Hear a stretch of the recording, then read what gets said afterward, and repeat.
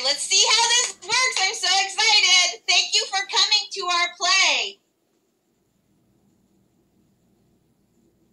All right, here we go. Ready? Deanna, are you ready? You have the first line. Adapted from Charles Dickens' 1843 novel, set in London, and this takes place on Christmas Eve. Act 1, and... Oh, I want to record. There we go. And there we go. Action. Once upon a time, upon a Christmas Eve, old Scrooge sat busy in his counting house. A Merry Christmas, Uncle.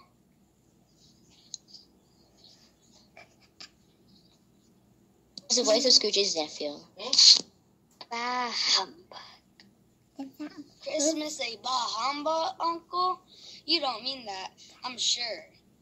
I do. Out upon Merry Christmas, if I had my will, every idiot who goes about with Merry Christmas on his lips shall be born for his own pudding. He should.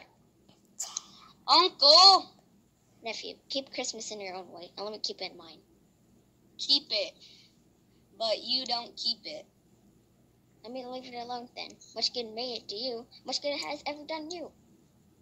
I have always thought of Christmas time as a good time, a kind, forgiving, charitable, pleasant time, and therefore, Uncle, though it has never put a scrap of gold or silver in my pocket, I believe that it has done me good, and I will do me good. I say, God bless it. Good afternoon. I'll keep my Christmas humor to the last. So a Merry Christmas, Uncle. Good afternoon. New Year. Bah humbug. His nephew left the room with an angry word, but the clerk, letting Scrooge's nephew out, let two of the people in. At this festive season of the year, Mr. Scrooge, we shall make some slight provision for the poor and destitute who suffer greatly at the present time. A few of us are trying to raise funds to buy poor some meat and drink and means of warmth. We shall I put you down for? Nothing. You wish to be anonymous. I wish to be left alone. Since you ask me what I wish, gentlemen, that is my answer. I don't make merry myself at Christmas, and I can't afford to make other people merry. Just both the prisons and the workhouses. They cost enough. And those who are badly off must go there. Many can't go there, and many would rather die. If they would rather die, they had better do it. The hour of shutting up the counting house arrived. Scrooge took his melancholy dinner into his melancholy tavern and went home to bed. Now it is a fact that there was nothing at all particular about the knocker on the door of his house, except that it was very large, and yet Scrooge, having his key in the lock of the door, saw in the knocker, not a knocker, but Marley's face. Marley's face with a dismal light about like a bell lobster in a dark cellar. As Scrooge looked at this, it was a knocker again. He said, Pooh, pooh. And closed the door with a bang. The sound resounded through the house like thunder. Bang, bang, bang. Every room above and every cask in the wine merchant's cellar below, bang, bang, bang, appeared to have a separate peal of echoes, bang, bang, bang, of its own. Scrooge was not a man to be frightened of echoes, but he fastened the door and walked across the hall and up the stairs. Up Scrooge went, not caring a button, for it's being very dark. Darkness is cheap, and Scrooge liked it. Quite satisfied, he closed his door and locked himself in, double locked himself in, which was not his custom, thus secured against surprise. He put on his dressing gown and slippers and his nightcap and sat down before the very low fire to take his gruel. As he threw his head back in the chair, his glance happened upon a bell, a disused bell that hung in the room. It was with great astonishment, and with a strange dread, that, as he looked, he saw this bell begin to swing. Ding, ding. Soon it rang out louder, ding, ding, ding, so did every bell in the house, ding-a-ling, a-ling-a-ling-a-ling. This was succeeded by a clanking noise, clank, deep down below, clank, as if some person, clank, were dragging a heavy chain, clank, over the casks in the wine merchant's cellar. Then he heard a noise much louder, clank, on the floors below, clank, then coming up the stairs, clank, then coming straight towards his door. Clank. It came on through the heavy door, clank, and a spectral passed into the room before his eyes, and upon its coming again, the dying flame leaped up as through it cried. So, Marley says, "What do you want with me?" Much! "Who are you?" Ask me who I was. "Who are you then?" In life, I was your partner, Jacob Marley. The ghost sat down on the opposite side of the fireplace, as if he were quite used to it. You don't believe in me. "I don't." Why do you doubt your senses? "Because a little thing affects them. You may be an undigested bit of beef, a blob of mustard, a crumb of cheese, a fragment of an underdone potato. There's more than gravy than a grave about you, whatever you are." His spirit raised a frightful cry.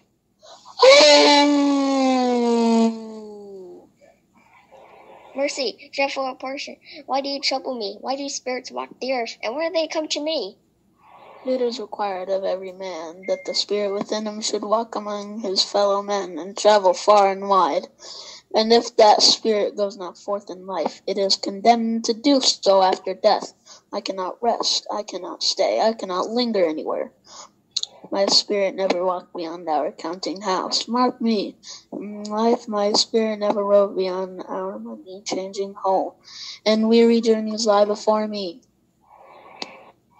Scrooge was very much dismayed to hear the spectre going on at this rate, and began to quake exceedingly.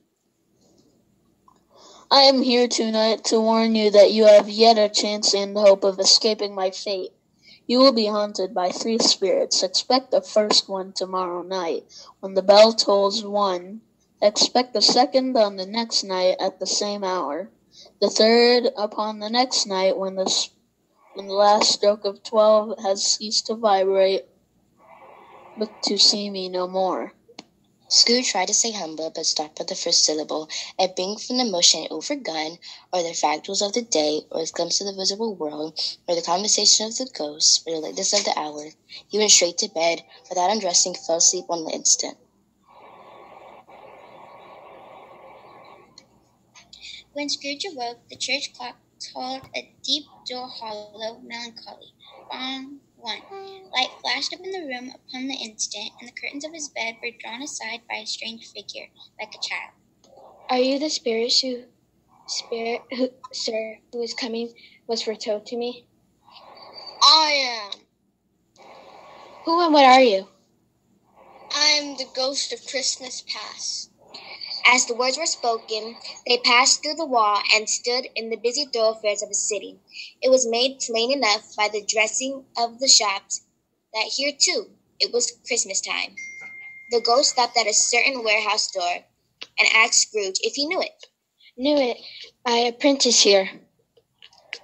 They went in, at sight of an old gentleman in a Welsh wig, sitting behind such a high desk that, if he had been 2 inches taller, he must have knocked his head against the ceiling. Scrooge cried in great excitement. "Why, it's old Fezziwig. Bless his heart. It's Fezziwig alive again?" Yahoo there, Ebenezer. A living and moving picture of Scrooge's former self, a young man, came briskly in, accompanied by his fellow apprentice. Yahoo, my boys. No more work tonight. Christmas Eve. Christmas, Ebenezer. Let's have the shutters up before a man can say, Jack Robinson. Clear away my lands, and let's have lots of room here. Clear away. There's nothing they would have cleared away or could have cleared away. With old Fezziwig looking on, it was done in a minute. The warehouse was as snug and warm and dry and bright a ballroom as you would desire to see upon a winter's night. In came a fiddler with a music book, and went up to the lofty desk and made an orchestra of it, and tuned like 50 stomach aches. In came Mrs. Fezziwig, one vast smile. In came 3 Miss Fezziwigs, beaming and lovable. In they all came, one after another, shyly, boldly, gracefully, awkwardly, some pushing, some pulling. In they all came, anyhow and everyhow. Away they all went, 20. Couple at once, hands half round, back again, the other way, down middle, up again, round and round, old-top couple always turning up in the wrong place. When the clock struck 11, this ball broke up. Mr. and Mrs. Fezziwig, shaking hands with every person as he or she went out, wished him or her a Merry Christmas. A small matter, said the ghost. To make these silly folks so full of gratitude, he has spent but a few pounds of your money, 3 or 4 perhaps. Is that so much that he deserves this praise? It isn't that, Spirit. He has the power to render us happy or unhappy, to make our service a pleasure or a toil. Say that his power lies in words and looks, in things impossible to add and in counting them up. What then? The happiness he gives is quite as great as if it cost a fortune. Spirit, remove me from this place. Haunt me no longer. As he struggled with the spirit, he was conscious of being exhausted and overcome by his irresistible drowsiness. And further, of being in his own bedroom, he had barely time to reel to bed before he sank into heavy sleep. Scrooge awoke in his bedroom. The walls of his room were so hung with living green that it looked a perfect grove. The leaves of holly, mistletoe, and ivy reflected back the light in such a mighty blaze roaring up the chimney, heaped upon the floor to form a kind of throne. Where turkeys, geese, great joints of meat,